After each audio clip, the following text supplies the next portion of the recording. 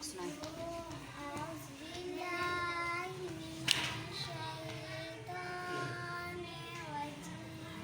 بسم الله الرحمن الرحيم. تبارك الذي بيده الملك وهو على كل شيء قدير. الذي خلق الموت والحياة ليبلوكم أيكم أحسن عملا وهو العزيز الغفور.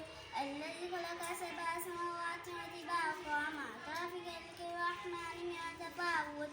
فارجع البصر هل ترى من فطور ثم ارجع البصر كرتين ينقلب إليك البصر خاسئا وهو حسير.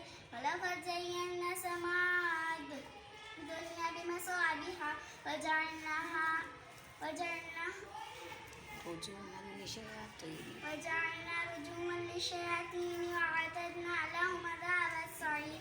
وللذين كفروا بربهم عذاب جهنم وبئس المصير. إذا ألقوا فيها سمعوا لا شيء وهي تفور تكاد تميز من الغيظ كلما ألقي فيها فوج سألهم خزنتها ولم يأتكم نذير قالوا بلى قد جاءنا نذير فكذبنا كل ما نزل الله من شيء إن نأتي بالله كبير. فقالوا لو كنا نسمع نعقل ما كنا في أصحاب السعير فاعترفوا بذنبهم فسوقا لأصحاب السعير.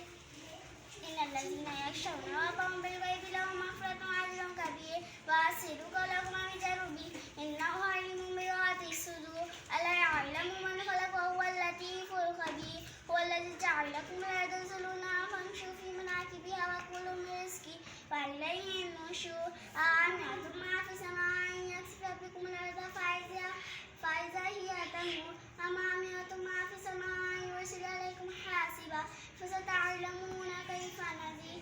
ولقد كذب الذين من قبلهم فكيف كان نكير. أولم يروا إلى الطير فوقهم صفات ويكبر ما يمسك من الرحمن إنه بكل شيء بصير. أمن هذا الذي هو جود لكم يرزقكم من دون الرحمن إن الكافرون إلا في غرور.